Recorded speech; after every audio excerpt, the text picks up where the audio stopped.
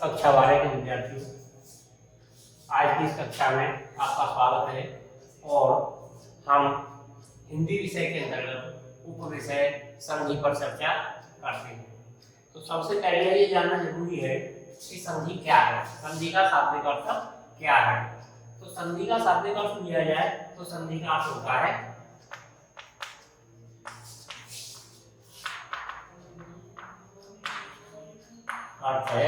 जो। अब यहाँ जो किसका है, क्या है, तो यहाँ पर हम देखते हैं कि जब हम नए शब्दों का निर्माण करते हैं तो हमें अक्षरों को आपस में जोड़ना पड़ता है। जैसा कि परिभाषा में विदित हो रहा है कि दो वर्णों के मेल से उत्पन्न हुए विकार को संधि कहते हैं। तो दो वर्ण कब मिलते हैं आकर के, जब हमें किसी नए शब्द का निर्माण करना होता है और किसी सार्थक शब्द की ओर हम बढ़ते हैं तो प्रथम वर्ण का, प्रथम शब्द का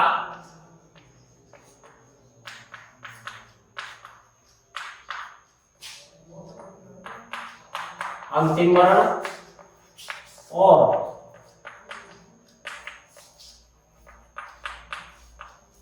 द्वितीय वर्ण का, द्वितीय शब्द का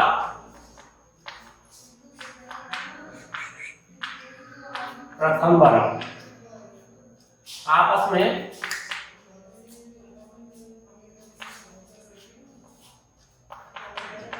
मिलते हैं। जैसे हम यहां देखेंगे, जैसे एक शब्द है हमारे पास हिम और दूसरा शब्द है हमारे पास आलय। तो यहाँ प्रथम शब्द यह है हिम और दूसरा शब्द है हमारे पास आलय।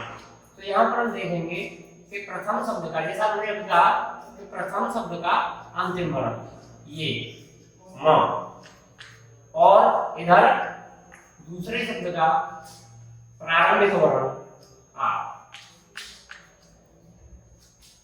दोनों मिलकर के जब हमने एक नए शब्द का निर्माण किया तो शब्द बना हिमालय। तो यहाँ पर जो विकार उत्पन्न हुआ है वो म और आ को मिलाकर के विकार उत्पन्न हुआ है। तो इस तरह से हम देखते हैं कि जब और कई तो इस तरह ये शब्द जो है नया बना हमारे पास सामने हिमालय। इसी प्रक्रिया को हम संधि के रूप में जानते हैं कि संधि के भेद या प्रकार।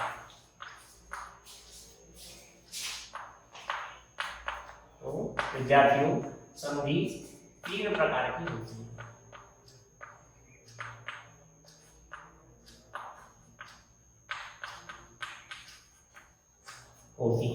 नंबर 1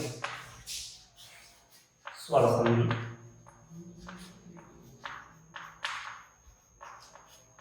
नंबर 2 व्यंजन संधि और नंबर 3 विसर्ग संधि।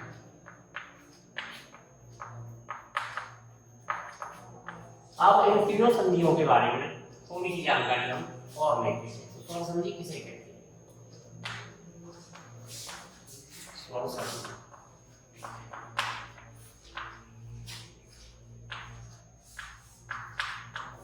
जहाँ मिलने वाले दोनों वर्ण स्वर होते हैं वहाँ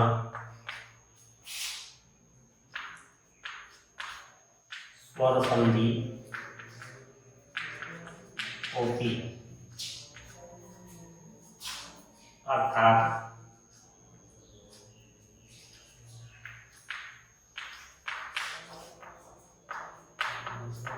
जहाँ केवल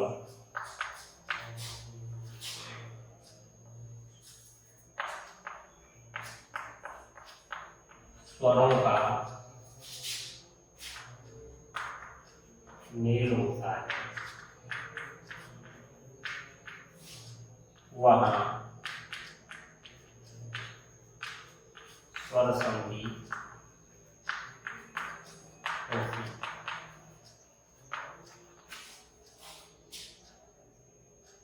अब दूसरे नंबर पर आती है व्यंजन संधि।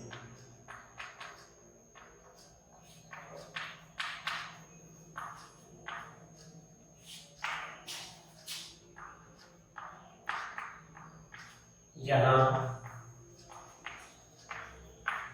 मिलने वाले वर्ण व्यंजन होते हैं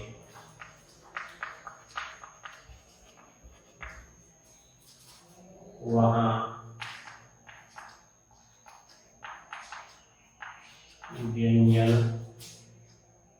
संधि होती है। अर्थात जब केवल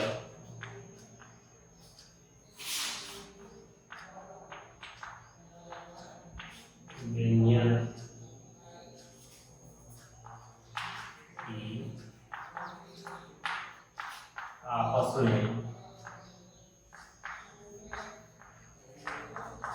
मिलते हैं वहाँ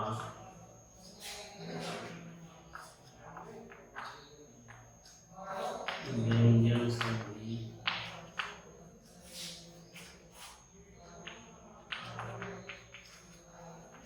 होती है। अब आगे चलते हैं हम विसर्ग संधि पर।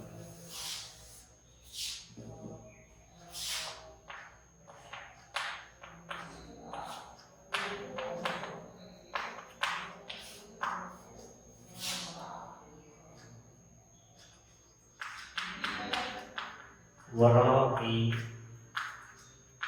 मेल में जब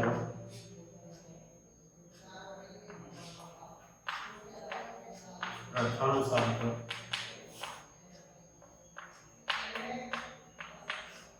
विसर्ग से युक्त होता है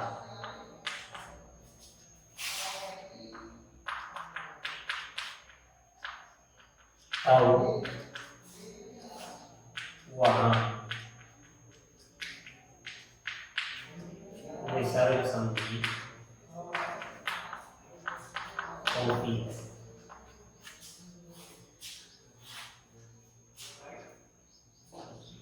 अब इस प्रकार हमने संधि के तीनों प्रकारों पर चर्चा की।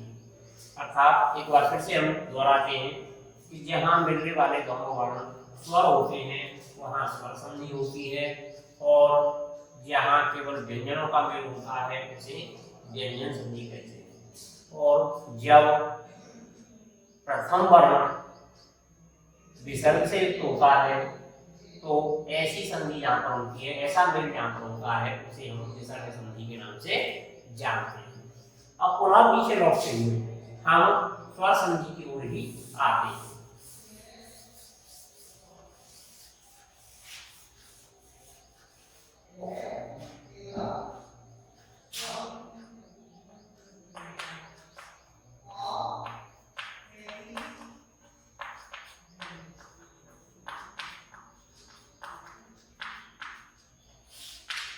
अब हम आगे बढ़ते हुए देखते हैं कि स्वर संधि के कितने भेद होते हैं, क्योंकि पाठ्यक्रम में कक्षा 12 के पाठ्यक्रम में सामान्य हिंदी वालों के लिए केवल स्वर संधि में 4 भेदों का निरूपण किया गया, निर्धारित किए गए। हम केवल उनमें से ही उनके भेदों पर चर्चा करेंगे। तो स्वर संधि के भेद, पहला भेद है दीर्घ संधि, दूसरा है गुण संधि, तीसरा है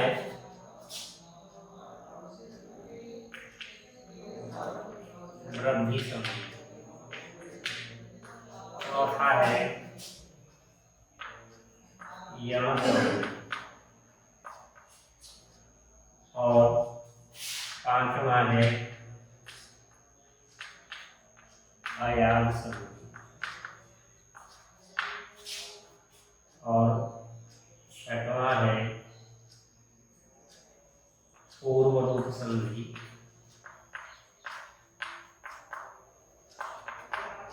और सातवां है पर रूप संधि।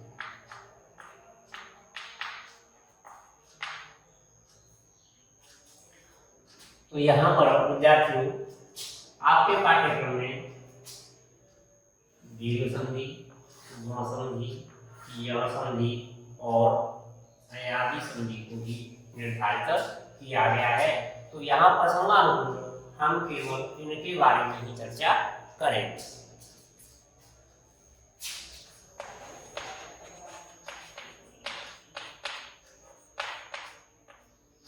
दीर्घ संधि ये स्वरसंधि में सबसे पहले आती है और संस्कृत व्याकरण के आधार पर अगर हम बात करें तो इसका एक सूत्र है अकह सवर्णे दीर्घ। अब अकह सवर्णे दीर्घ का तात्पर्य क्या है? अकह का मतलब है अ ए ओ रे और ले। इसका प्रचलन प्रायः हमें देखने में बहुत कम मिलता है। अब आता है सवर्णे। अतः मतलब अ से लेकर के अ ई उ ऋ क प्रत्याहार है ये प्रत्याहार। अब सवर्णे, सवर्णे का अर्थ होता है समान वर्ण। और समान वर्ण क्या है? समान वर्ण का अर्थ होता है एक जैसे वर्ण। अर्थात कहने का तात्पर्य कि अत प्रत्याहार के बाद यदि समान वर्ण आते हैं तो वे दोनों मिलकर के दीर्घ हो जाते हैं। दीर्घ का मतलब क्या समझते होंगे? ह्रस्व और दीर्घ। ह्रस्व का मतलब जैसे अ है इसे हम ह्रस्व कहेंगे और ये आ है इसे हम दीर्घ कहेंगे। तो एक जैसे वर्ण जब मिलते हैं तो वे दीर्घ हो जाते हैं। अर्थात अ ई उ ऋ क इनके सामने ऋ के सामने यदि कोई समान वर्ण आता है तो दोनों मिलकर के दीर्घ हो जाते हैं। अब इसकी परिभाषा हम इस तरह से करेंगे।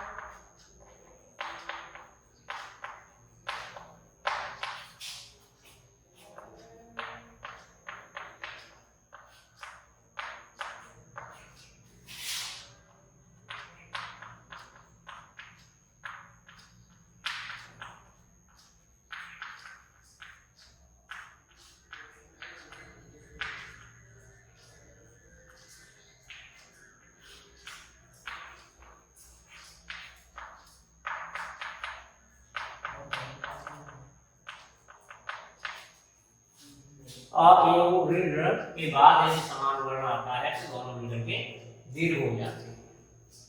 अब हम उदाहरण के द्वारा इसको और अच्छी तरह से स्पष्ट कर सकते हैं।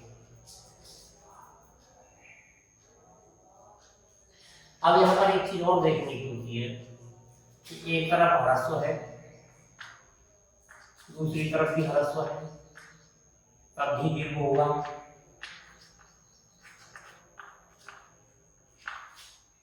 इधर दीर्घ है और दूसरी तरफ ह्रस्व है तब भी दीर्घ। और इधर ह्रस्व है इधर दीर्घ है तब भी दीर्घ। और यदि दोनों दीर्घ हैं तब भी दीर्घ ही होगा। इन चार अवस्थाओं के अतिरिक्त और कोई पांचवी अवस्था देखने के लिए नहीं आती है। या तो दोनों तरफ ह्रस्व होंगे, या एक तरफ ह्रस्व होगा दूसरी तरफ दीर्घ होगा, या फिर एक तरफ पहली तरफ दीर्घ होगा और दूसरी तरफ ह्रस्व होगा, या दोनों ही दीर्घ होंगे। प्रत्येक दशा में हमारे सामने दीर्घ वर्ण ही बन करके आता है। जैसे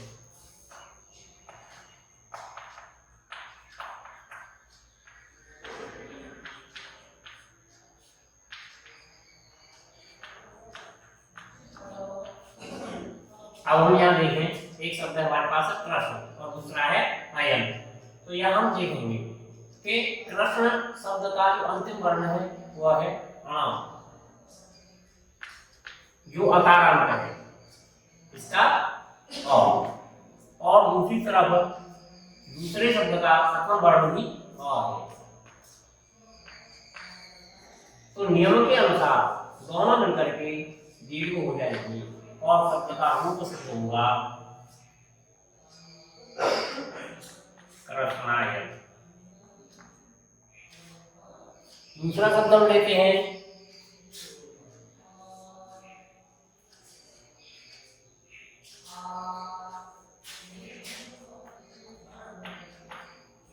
परम धन अर्थ।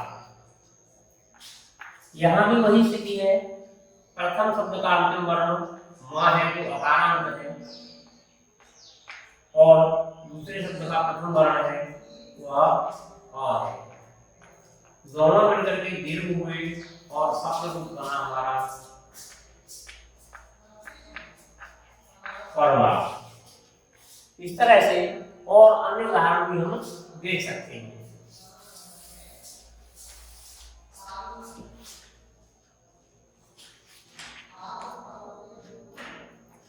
अब एक स्थिति देखते हैं, जैसे शब्द हमारे पास विद्या और दूसरी तरफ शब्द है आलय।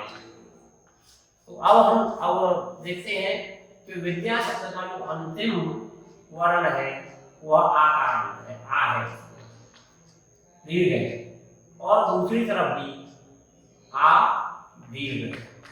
तो नियम कहता है कि प्रत्येक दशा में दीर्घ ही होगा, तो शब्द सिद्ध होगा विद्यालय। इसी तरह अब हम एक एक ये देखते हैं।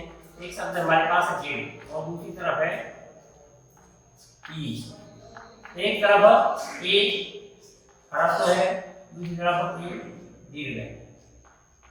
अब दोनों ह्रस्व हो, एक ह्रस्व हो एक दीर्घ हो, चाहे दोनों दीर्घ हो, प्रत्येक दशा में दीर्घ ही होता है। तो शब्द बनेगा आपका याद रखिए गिरी।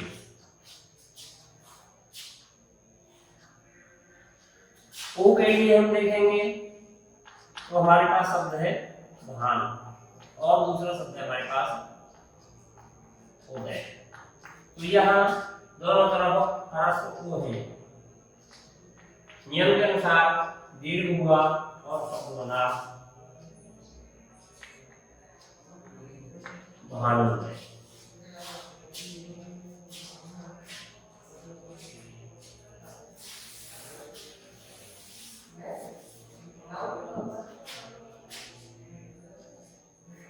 रे के लिए हम देखते हैं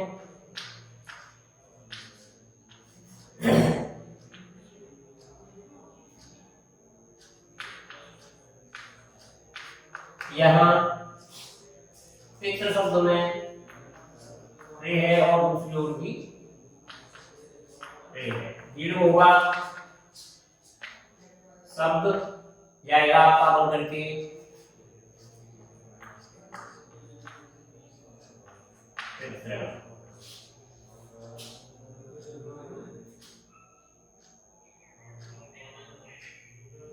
इस प्रकार हमने स्वर संधि के बारे में, स्वर संधि में भी दीर्घ संधि को इस तरह हमने देखा।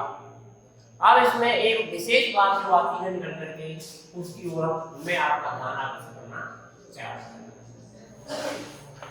जिसका ध्यान रखना अत्यंत आवश्यक है, अन्यथा हम कई जगह त्रुटि के शिकार हो जाते हैं, त्रुटि हो जाती है, अशुद्धि हो जाती है।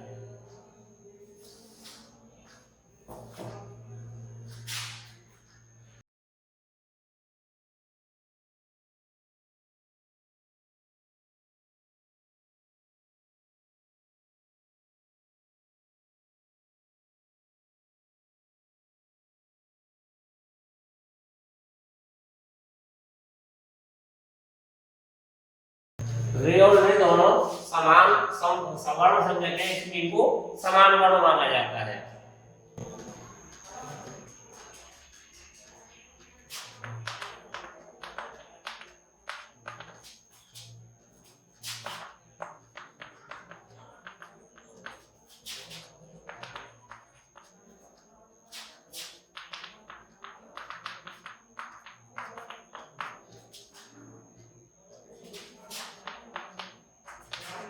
संधि होने पर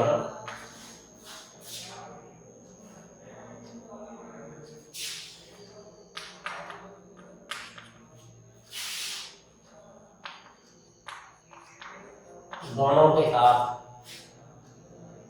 रे ही होता है।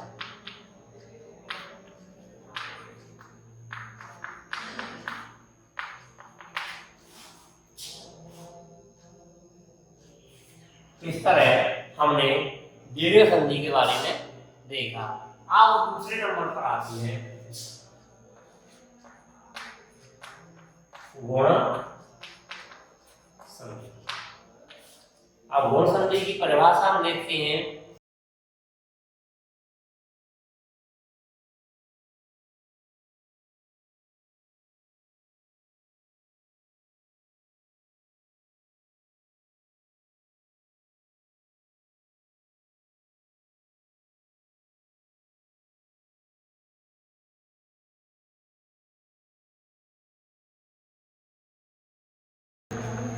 तो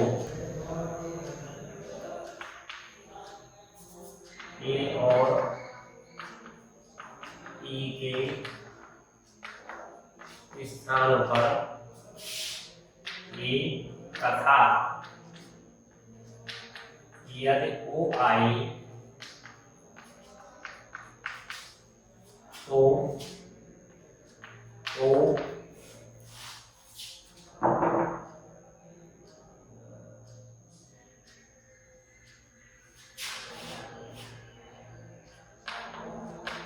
रे का अर्थ तथा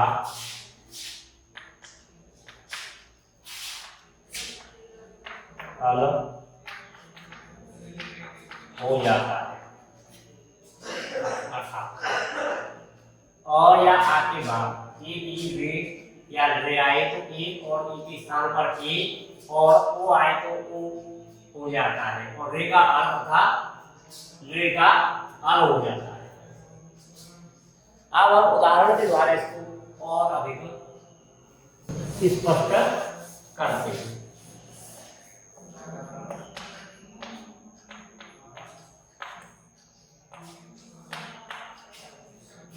इधर हम देखते हैं शब्द में कि प्रथम शब्द के अंत में वह है जो आकार है और दूसरी ओर ए है।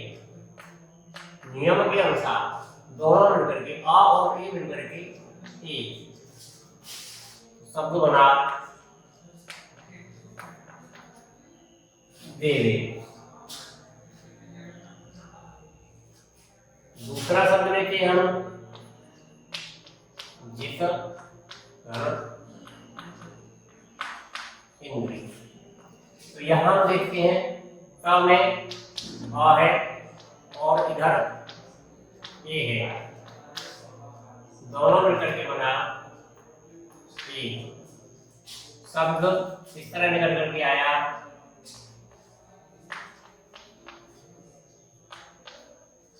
जितेंद्रिय।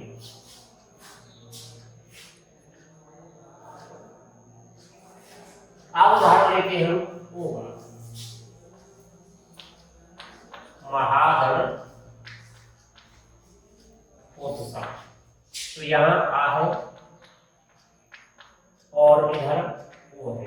नियम के अनुसार ओ हुआ और शब्द बना आपका महोत्सव।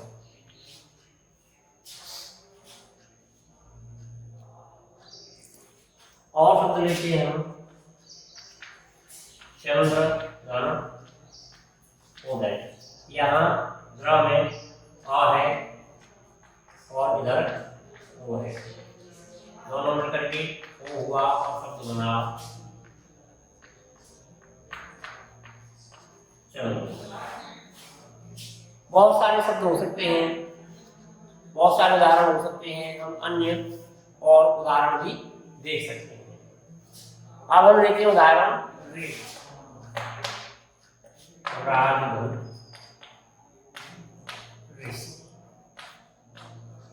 तो यहाँ देखते हैं, यहाँ पर और है और इधर।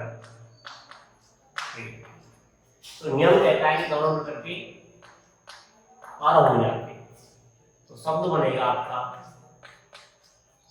राजस। ऐसे ही देवधन ऋषि। यहाँ आ है, इधर री है, नियम के अनुसार हर हुआ और शब्द बना देवस।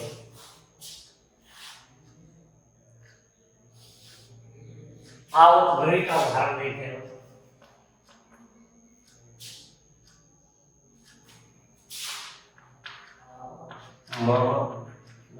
लेखा। यहाँ का है और इधर ले है, नियम के अनुसार शब्द बना आलू और पूरा शब्द जो सिद्ध होकर के आया ममल का।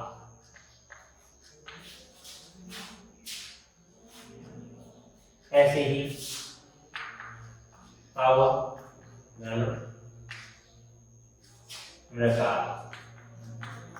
यहाँ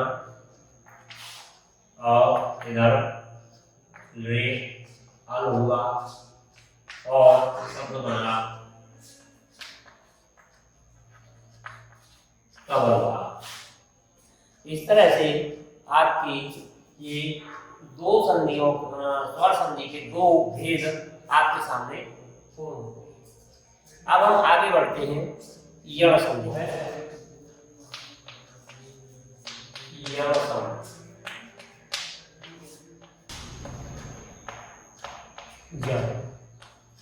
ए ओ रे र के बा। कोई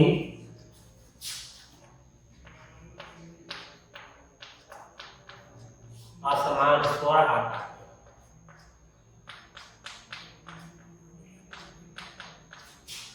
तो क्रमशः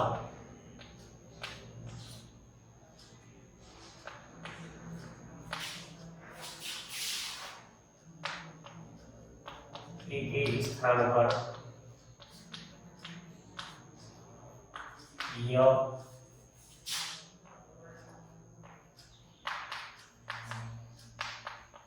ओ के स्थानों पर हुआ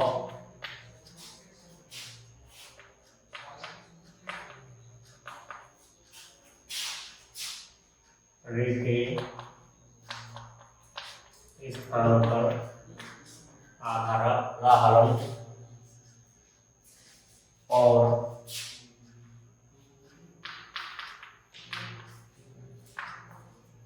रे के स्थान पर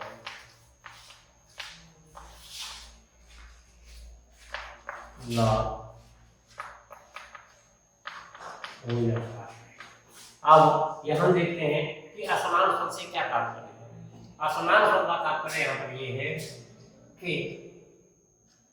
इनके जैसा ही कोई वर्ण नहीं आना चाहिए। इनसे भिन्न कोई आता है तो एक के स्थान पर य, उ के स्थान पर व और ऋ के स्थान पर हलंत और ऋ के स्थान पर ल हलंत हो जाता है। उदाहरण के द्वारा हम इसे और अच्छी तरह से देख सकते हैं। जैसे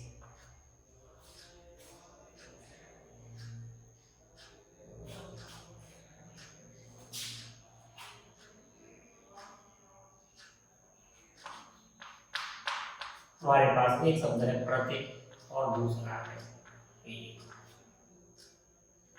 अब यहाँ हम देखते हैं कि प्रथम शब्द के अंत में एक और द्वितीय शब्द के प्रारंभ में एक।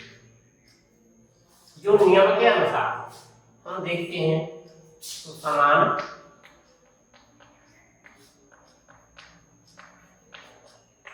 नहीं और समान नहीं है तो नियम कहता है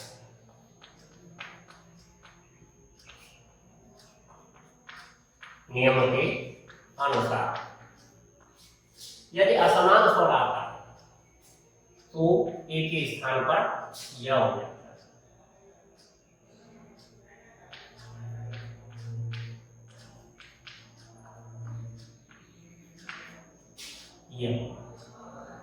तो इधर से जब ये निकल गया तो का हलंत रह गया। ये रह गया क्योंकि ए निकल गई और इधर से ए हट गई तो हमारे पास बचा क। अब दोनों मिलकर के ये क्या हुआ था,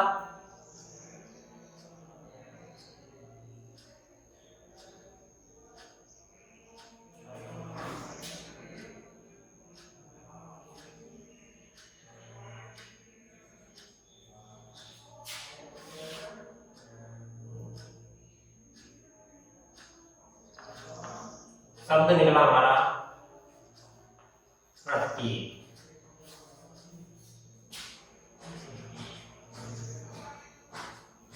दूसरा उदाहरण लेते हैं।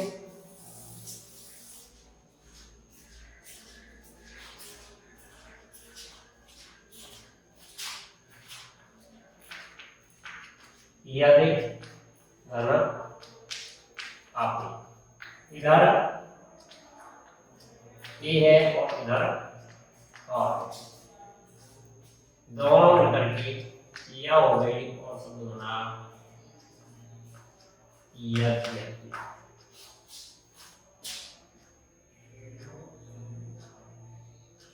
और उदाहरण लेते हैं।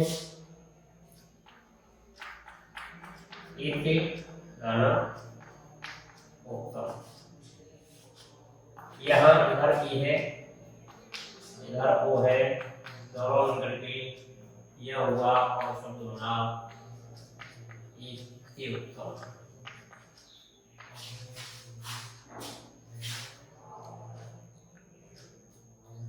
ये तो थे एक के उदाहरण। अब आते हैं हम ऊ के कुछ उदाहरण।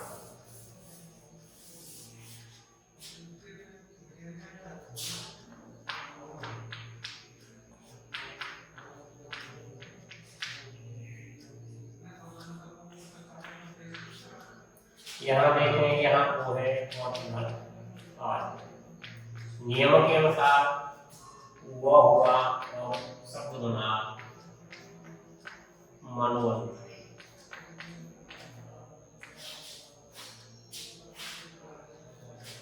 अब मैं जो शब्द लेने जा रहा हूँ आगे बहुत महत्वपूर्ण है और विद्यार्थी अधिकांश में गलती करते हैं।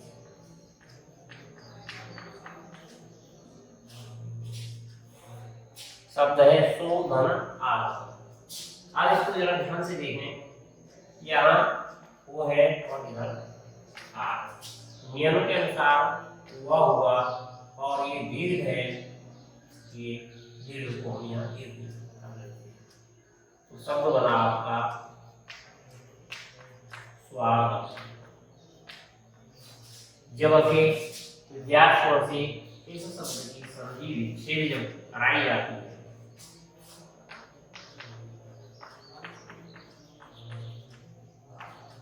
तो विद्यार्थी कोई कर लेता है स्वधन आगतम, कोई स्वधन आगतम इत्यादि बहुत सी गलतियां इसमें कर लेते हैं जब इसका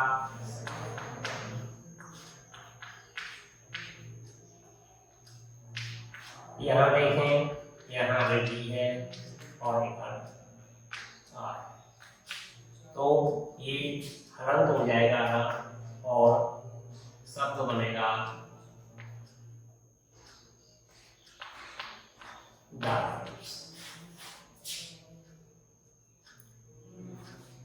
दूसरा शब्द है एक प्रधान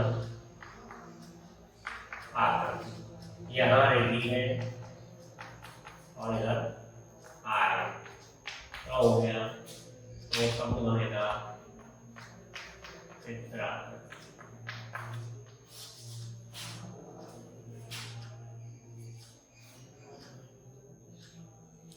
अब हम चलते हैं अगली संधि की।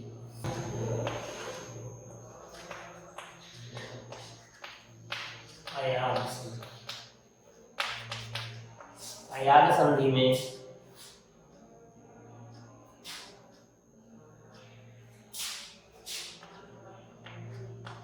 जब ए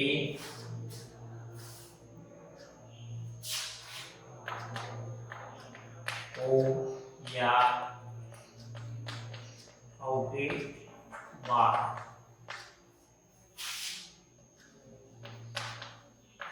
कोई स्वर आए तो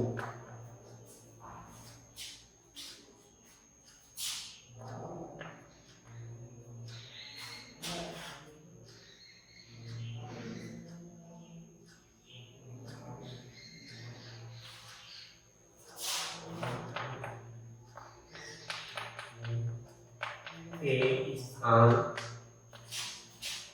पर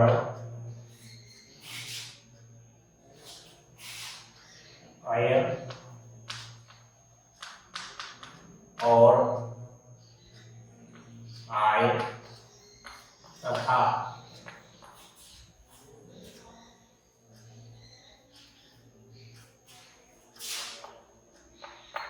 ओ और ओ के स्थान पर क्रमशः आओ और आओ हो जाता है। अर्थात जब ए ओ के बाद कोई भी स्वर आ जाए तो ए और ए के स्थान पर आय और आय का ओ और ओ के स्थान पर आओ और आओ हो जाते हैं। जैसे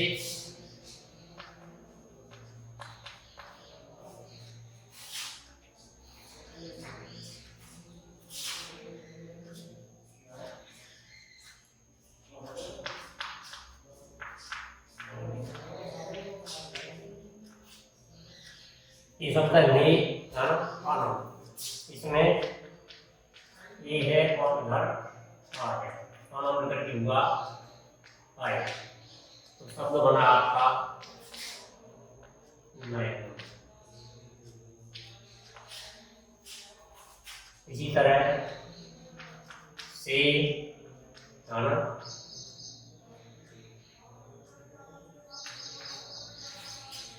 अल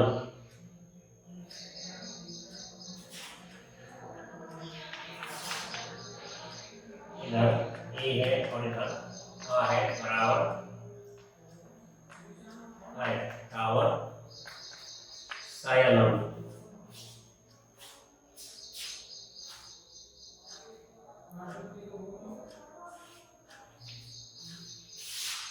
अब लेते हैं हम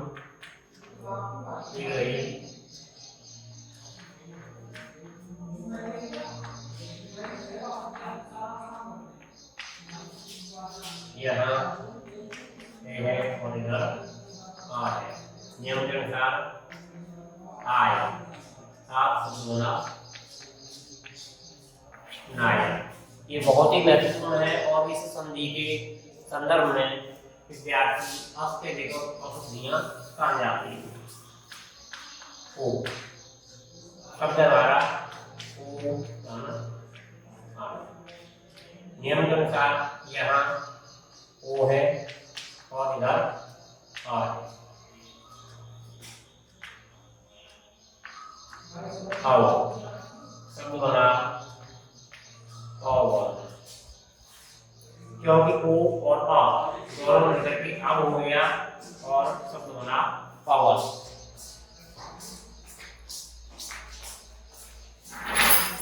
इसी तरह ओ आना आना यहाँ ओ है और इधर आ है बराबर आओ और भावल।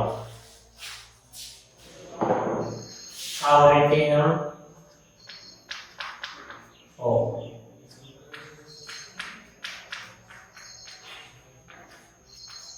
यहाँ ओ दीर्घ है और इधर आ है दोनों मिलकर के हुआ आओ शब्द बना आओ।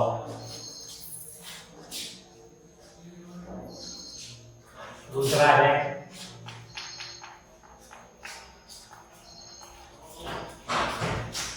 इधर ओ है और इधर ई है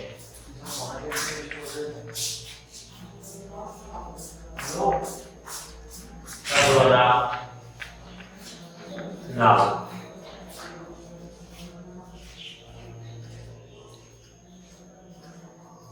इस प्रकार से हमने इन चारों रूपों को देखा।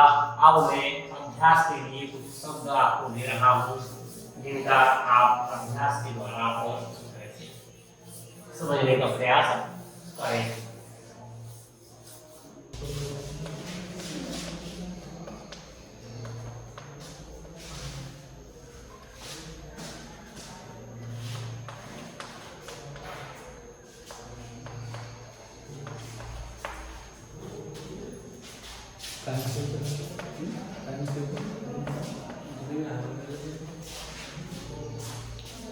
गैलरी में टाइम चल रहा है, कैमरा यूट्यूब पे चैनल सेव करो, लिंक डाल दो।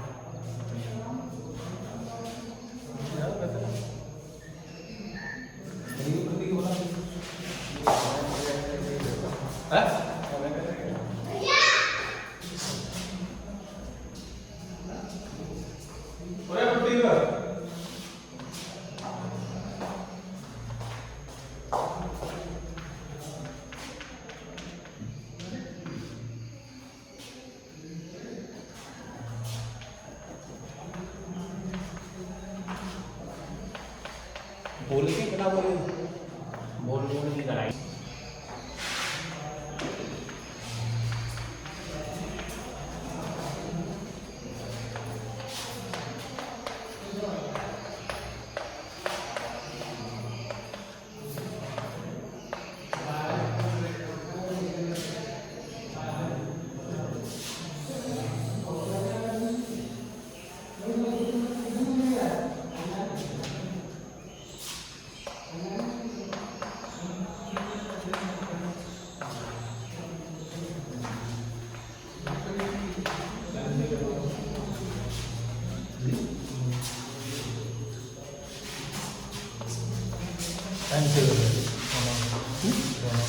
कौन कैमरा चला गया जाते कैसे पहुँचे